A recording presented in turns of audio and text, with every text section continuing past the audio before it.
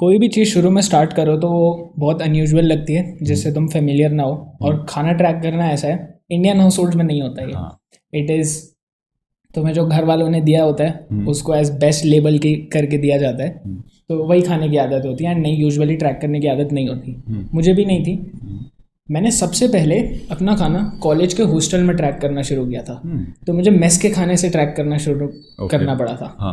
मैंने स्टार्टेड तो मेस में जाता था, बच्चे देखते थे, हंसते थे, बात करते थे। इवन स्टाफ मेरे से आके पूछता था कि ये क्या कर रहे हो। मैंने कहा खाना ट्रैक कर रहा हूँ। कहते बट मोटे तो नहीं हो।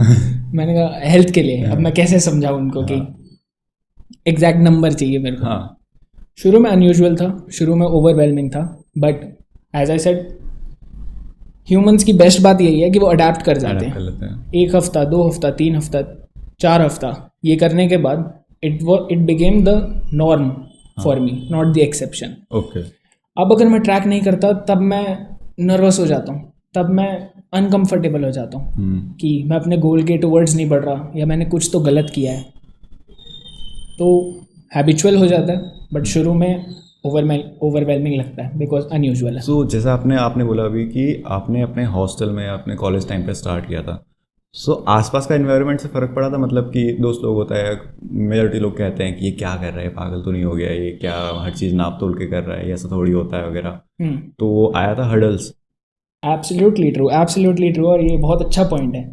And the thing is, I think most लोग ये चीज़ इसलिए नहीं कर पाते बिकॉज उनका एनवायरनमेंट ख़राब होता है। मोस्ट लोग इससे इसलिए हेजिटेट करते हैं बिकॉज उनके आसपास कोई ऐसा लोग नहीं है, कोई उनके आसपास ट्रैक नहीं करता। वो जब करते हैं तो मजाक उड़ाया जाता है, घर वाले मजाक उड़ाते हैं। हॉस्टल में तो you need a big push और अ वेरी बिग मोटिवेशन और अ वेरी बिग डिज़ायर, बहुत will power. Exactly, will power, ये सब शुरू करने के लिए। मैं इस चीज़ के लिए पहले से थोड़ा सा, I wouldn't say prepared, but मैं इसी फील्ड में बहुत ज़्यादा सोचता था, क्योंकि this has been a very big part for me. मेरी कंप्लीटली लाइफ इसकी वजह से चेंज हुई है। मैं 110 kg से शुरू किया था, तो इसलिए मैं अभी यहाँ बैठा हूँ, इसलिए बिकॉज फिटनेस में इन्वॉल्व हुआ। तो मैं अपने दोस्तों का ध्यान रखता था। आई सिलेक्ट वेरी केयरफुली कि मैं किसके अराउंड घूम रहा हूँ, मैं किससे बात कर रहा हूँ, वो किस टाइप का इंसान है, वो मेरे दिमाग को कैसे इन्फ्लुएंस कर रहा है, क्या मैं उसके अराउंड रह के अपने गोल्स के टुवर्ड्स पहुंच रहा हूँ या मैं उससे दूर जा रहा हूँ। अगर मैं दूर जा रहा हूँ तो मैं उसको अपने अराउंड नहीं रखता, मैं उससे बात भी नहीं करता, and we are not friends. मेरे गिन चुन के कुछ 2 से 4 दोस्त हैं कॉलेज में, उसके अलावा नहीं। उनसे भी मैं बेयरली बात करता हूँ बिकॉज वो भी बिजी लोग हैं, वो भी काम कर रहे हैं। जब मैंने शुरू किया था, this thing help me a lot. मेरे दोस्त मेरे को सपोर्ट कर रहे थे, एंड इवन उन्होंने मेरे को देख के करना शुरू कर दिया। मेरे सारे फ्रेंड सर्कल ने मेरे कॉलेज में, हमने साथ में, या उन्होंने मेरे से इंस्पायर होके खाना ट्रैक करना शुरू कर दिया। सब ने किचन स्केल मंगवाया, हॉस्टल में रह के सब लोग मेस में लेके जाते हैं, सब लोग खाना ट्रैक करके खाते हैं।